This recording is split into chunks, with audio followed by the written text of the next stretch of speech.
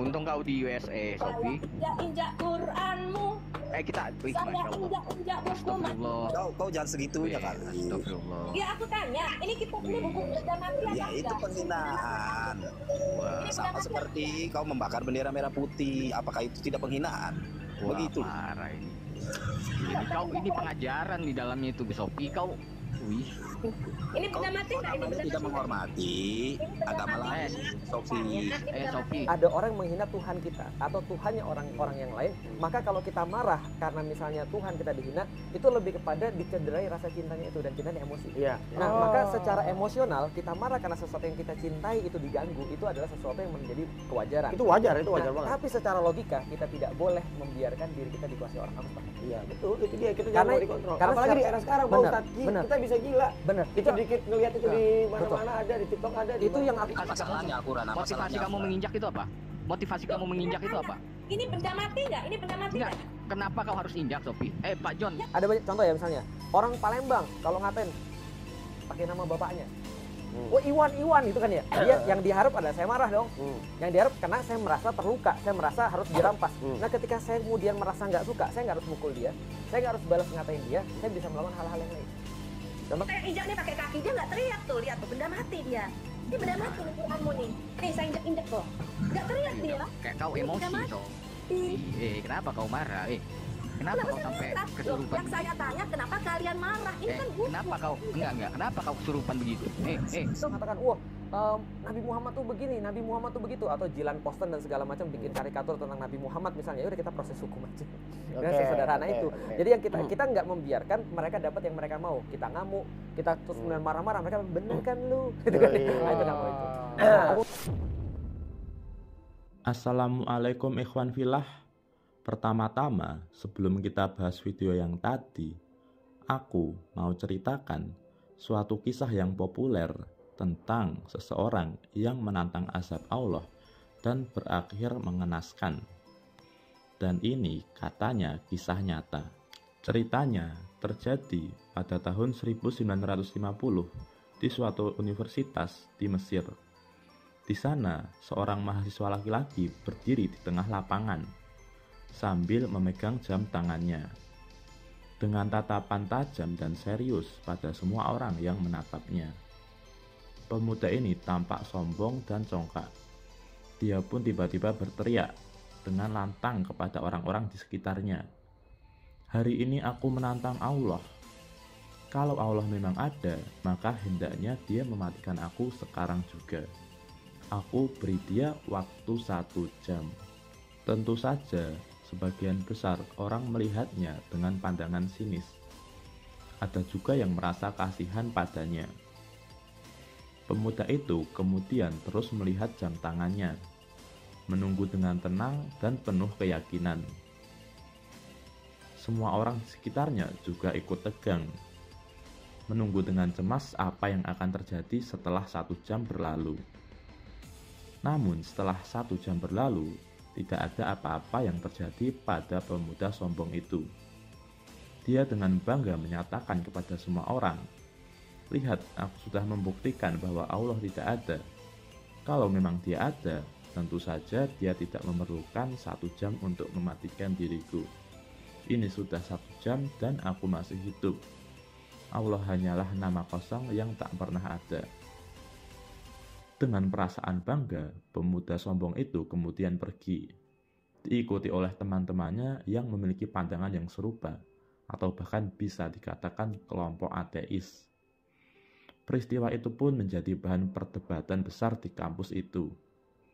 Ada 2 kelompok besar yang berseteru. Salah satunya adalah kelompok orang yang tetap beriman kepada Allah. Mereka berpendapat bahwa Allah belum mematikan pemuda itu karena masih memberikan kesempatan untuk bertobat. Namun ada juga kelompok mahasiswa lainnya yang terpengaruh oleh pemikiran pemuda sombong itu. Mereka berpendapat bahwa jika memang benar Allah ada, maka dia seharusnya bisa dengan mudah mematikan pemuda itu. Namun karena pemuda itu masih hidup setelah 1 jam, mereka mulai meragukan keberadaan Allah.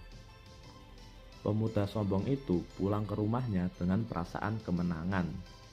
Ketika dia tiba di rumah, orang tuanya telah menyiapkan makan siang. Sebelum makan, pemuda itu pergi ke kamar mandi untuk mandi sebentar.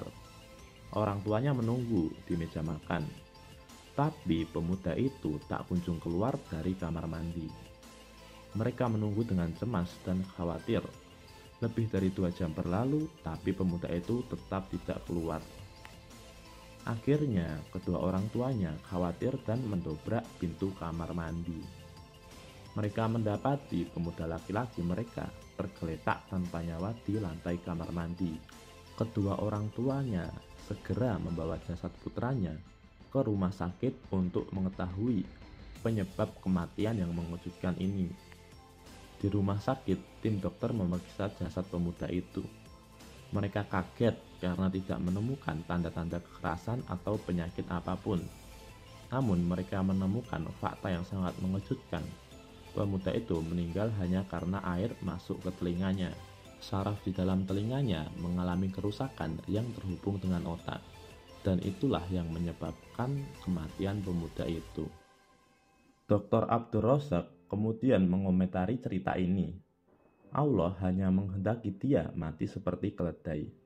Sebagaimana diketahui berdasarkan penelitian ilmiah, bahwa bila air masuk ke telinga keledai atau kuda, maka itu bisa merusak syaraf di telinganya dan bisa menyebabkan kematian. Jadi, kesimpulannya apa? Kesimpulannya, datangnya azab itu yang menentukan bukan manusia, tapi Allah Subhanahu wa Ta'ala. Jadi, itulah sebabnya kenapa orang yang menginjak-injak Al-Quran itu gak kenapa-napa. Mungkin dia diazab 1 tahun lagi, 10 tahun lagi, atau baru saat mau meninggal. Itu ketentuan Allah. Dan dalilnya ada di dalam Al-Quran, surah Al-Fatir ayat 45.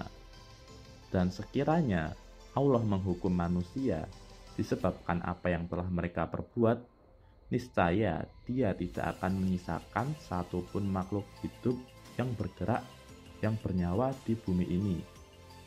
Tetapi dia menangguhkan hukumannya sampai waktu yang sudah ditentukan. Nanti apabila ajal mereka tiba, maka Allah Maha melihat keadaan hamba-hambanya. Oke, ikhwan fillah, kita balik lagi ke video yang tadi. Kronologi singkatnya, wanita tersebut adalah seorang non-muslim. Dan situasinya itu dilakukan saat diskusi debat antar agama, antara Islam dan Kristen. Jadi di tengah diskusi dan debat, wanita ini menginjak-injak Al-Quran. Ya, tujuannya apa? Seperti yang disampaikan Ustadz Felix Xiao di potongan video podcast yang tadi, orang-orang yang menista Islam ini ingin membuat umat Islam marah agar memancing kita berbuat yang salah. Tapi wanita ini gak berhasil.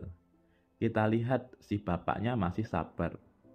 Jadi alhasil wanita ini marah-marah sendiri seperti orang kesurupan. Karena kita semua tahu bahwa kitab Al-Quran itu memang benda mati.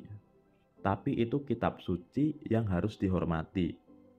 Harusnya non-muslim paham dengan hal yang sesimpel itu. Oke, ikhwan fillah, mungkin segitu dulu untuk video kali ini. Wallahu a'lam bishawab. Barakallahu fikum.